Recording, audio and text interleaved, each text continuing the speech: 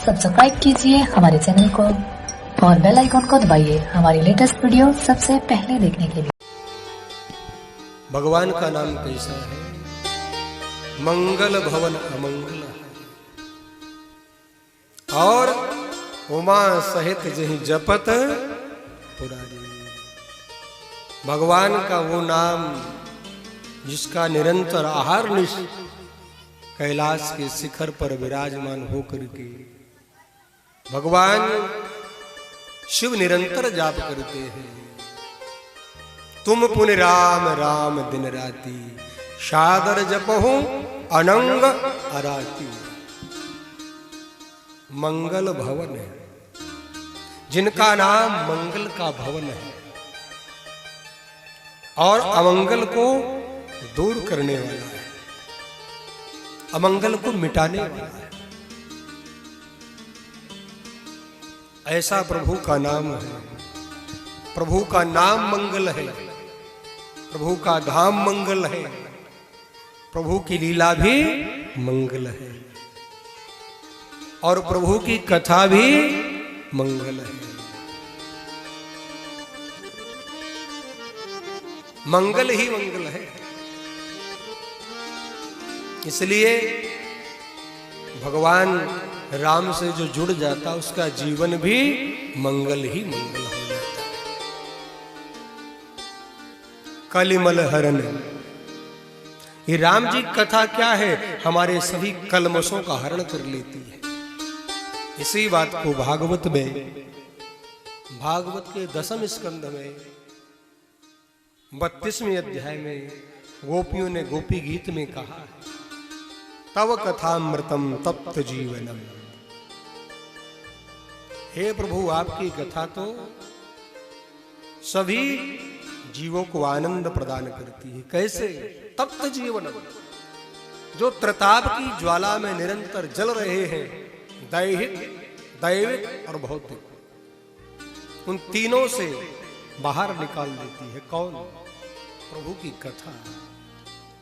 तो प्रभु का नाम मंगल, प्रभु का धाम मंगल, प्रभु की लीला मंगल, तो प्रभु की कथा मंगल, तो भक्त के जीवन में मंगल ही मंगल है, आनंद ही आनंद है।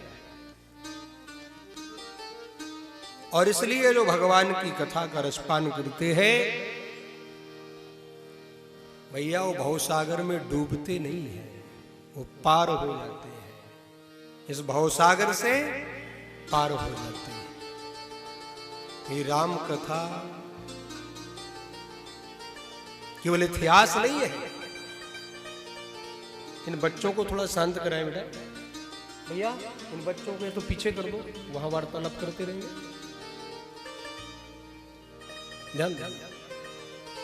ये राम कथा केवल इतिहास नहीं है, ये दर्पण है, दर्पण, आईना है।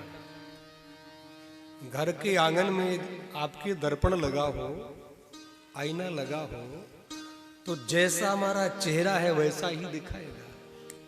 शर्त यह है कि आईना साफ होना चाहिए।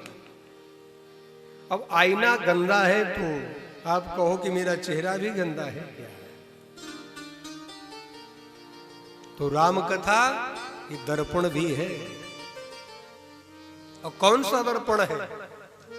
सुदोष दर्पण, परदोष दर्शन नहीं है।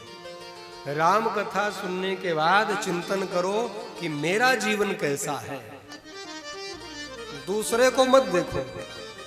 बहुत से लोग क्या करते हैं, अपना नहीं देखते, दूसरे का बहुत देखते। सुदोष दर्शन, राम कथा वही दिखाती जैसा हमारा जीवन होता है। अपना दर्शन करो, दूसरे का मत करो।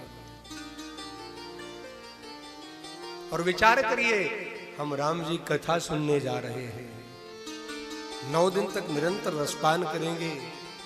थोड़ा चिंतन करिए कि हम राम जी के पाले में खड़े हैं या कहीं रावण के पाले की ओर तो नहीं जा रहे। अभी दशहरा निकला ही है, क्योंकि रावण की राशि भी वही है जो मेरे राम जी की भी है। एक बार किसी ने एक महापुरुष से प्रश्न किया, कई बार हमसे भी कहते हैं कि रावण विद्वान था, ब्राह्मण था, तो क्या रावण की पूजा होनी चाहिए? मैंने कहा रावण विद्वान था, इसमें कोई दो राय नहीं है। रावण ज्ञानी था, इसमें कोई दो राय नहीं है। केवल ज्ञानी की पूजा नहीं होती है, माई बाप पूजा चरित्र की होती है। रावण की पूजा नहीं होनी चाहिए। क्यों? क्योंकि रावण का चरित्र, वाल्मीकि रावण कहती है कि रावण बलात्कारी था, व्यभिचारी था, इसलिए रावण की पूजा नहीं होनी चाहिए।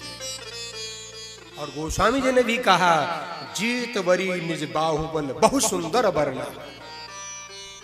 रावण को जो भी स्त्री सुंदर दिखती थी, वाल्मीकि रामायण में लिखा है, रावण उठा कर ले आता था। अरे स्वर्ग की रंभा के साथ भी उसने व्यभिचार किया।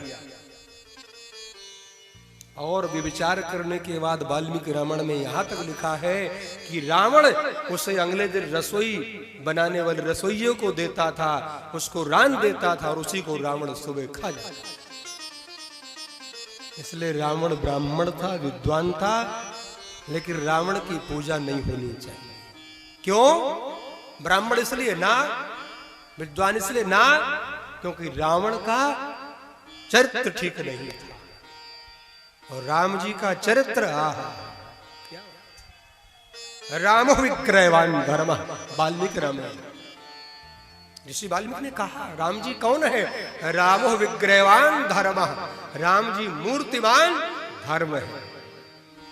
इसलिए राम जी की पूजा होती है, क्योंकि राम जी का आचरण श्रेष्ठ है। चरण की पूजा नहीं है, आचरण की पूजा है। ध्यान देना, चरण की पूजा नहीं होती है भैया, आचरण की पूजा होती है। जिसका आचरण श्रेष्ठ है उसकी ही समाज में पूजा होती है। इसलिए हमारी सनातनी परंपरा में लंगोटी वाले पूजे जाते हैं और बड़े बड़े महलों में रहने वालों की पूजा नहीं होती है। तो राम कथा अद्भुत ग्रंथ है।